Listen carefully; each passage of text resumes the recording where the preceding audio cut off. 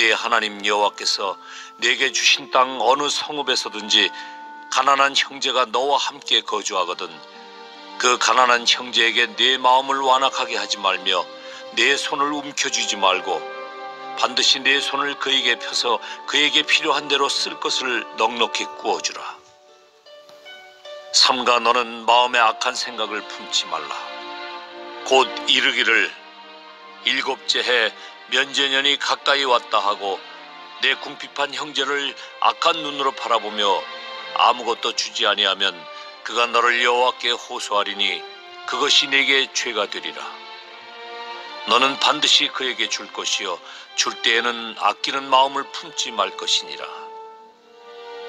이로 말미암아 내 하나님 여호와께서 네가 하는 모든 일과 네 손이 닿는 모든 일에 네게 복을 주시리라.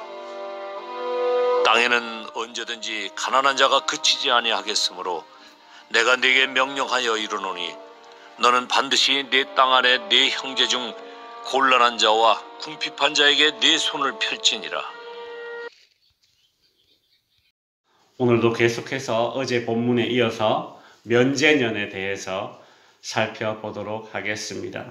면제년은 매 7년마다 빚을 갚지 못하는 가난한 이들과 궁핍한 이들의 빚을 탕감해주는 날이 바로 면제년입니다. 우리 속담에 가난은 나라님도 구제 못한다라는 말이 있습니다. 가난이란 사람이 사는 곳에는 늘 있기 때문에 가난에서 벗어나기 위해서 이 나라에서 사람을 돕는다 해도 그 일에 한계가 있다는 그 뜻입니다. 그런데 어떤 사람들은 이 말을 자신이 구제하지 않는 것을 정당화하면서 사용하기도 합니다. 가난은 나라님도 구제를 못한다는데 내가 이것 좀 한다고 뭐가 되겠나? 그러니 아예 안 하겠다라는 식이죠.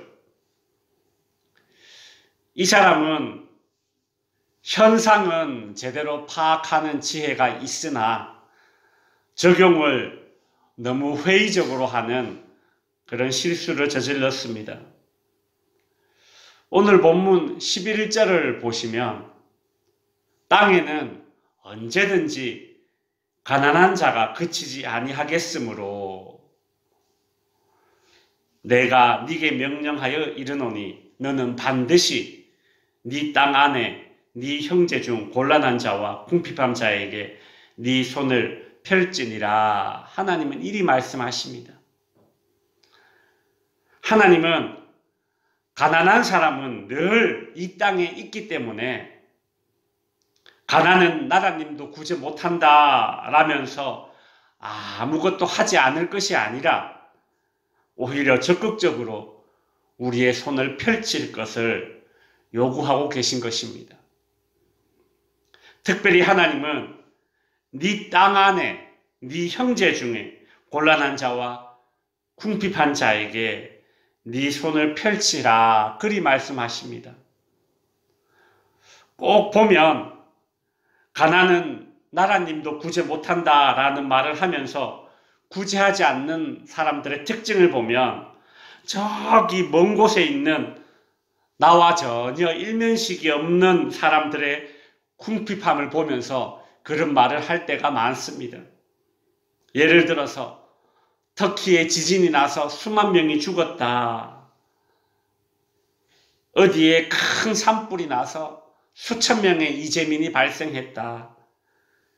혹은 TV에서 희귀병을 앓고 있는 사람들을 보면서 그 사람들을 외면하면서 에이그 가난은 나라님도 구제 못한다는데.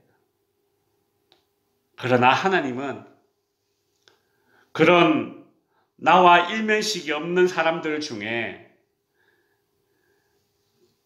그런 사람들을 못 돕는 그런 태도가 아니라 하나님은 나와 일면식이 있는 사람들 중에 즉 내 주변에 있는 사람들 중에 곤란한 자와 궁핍한 자에게 손을 먼저 펼치라. 우리가 구제를 행해야 할 대상을 선정해 주십니다. 그렇죠. 내 방을 깨끗이 하지 못하면서 지구를 깨끗이 하는 것이 너무 힘드니 애초에 시도조차 하지 않겠다라는 말을 하는 사람들에게 하나님은 오늘 본문을 통해서 일침을 가하시는 것입니다. 특별히 오늘 본문은 우리가 구제할 때에 어떤 마음을 가져야 하는지를 알려줍니다.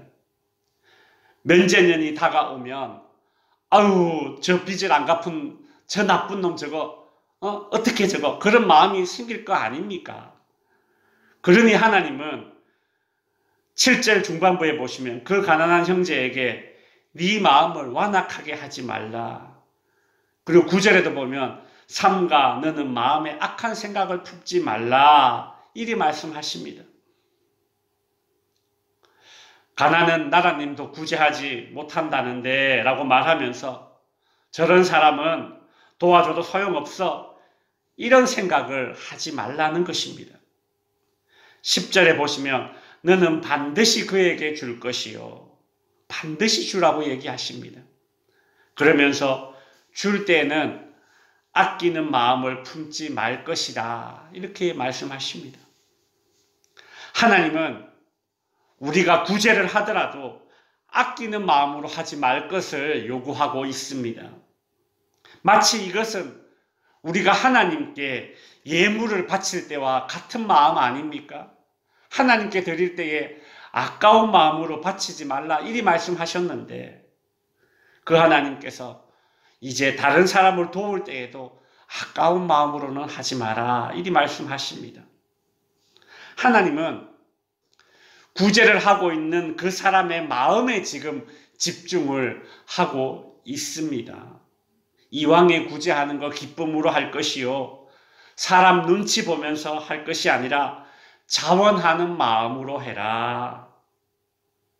그러면 너의 구제가 도움을 받는 사람에게도 기쁨을 줄 것이고 하나님에게도 기쁨이 되는 그런 구제가 될 것이다 라고 말씀하십니다. 말씀을 정리하겠습니다. 구제와 선행이 선한 일임에도 불구하고 사람은 얼마든지 하지 않을 이유를 찾으려면 어떻게 해서든 찾아낼 수 있을 것입니다. 그러나 하나님은 우리가 구제에 대해서 회의적인 시각을 가질 것이 아니라 적극적인 마음을 품기를 원하십니다. 그리고 그렇게 기쁜 마음으로 면제년에 구제하는 자에게 복을 약속해 주시죠. 10절에 보시면 너는 반드시 그에게 줄 것이요 줄 때에는 아끼는 마음으로 품지 말 것이라. 이로 말미암아 네 하나님 여호와께서 네가 하는 모든 일과 네 손이 닿는 모든 일에 네게 복을 주시리니. 이 복이 어떤 복입니까? 헛수고하지 않는 인생이 되는 복 아닙니까? 내 손으로 하는 모든 일에 열매가 맺게 해준다고 지금 그리 약속해 주시지 않습니까?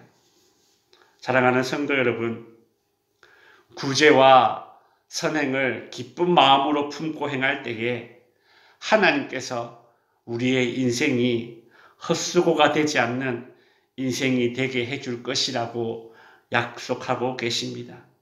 우리 이 말씀을 기억하면서 이웃에게도 하나님에게도 기쁨이 되는 구제와 선행을 행할 수 있는 저와 여러분이 되고 우리 덕지교회가 될 수 있기를 바랍니다. 기도하겠습니다.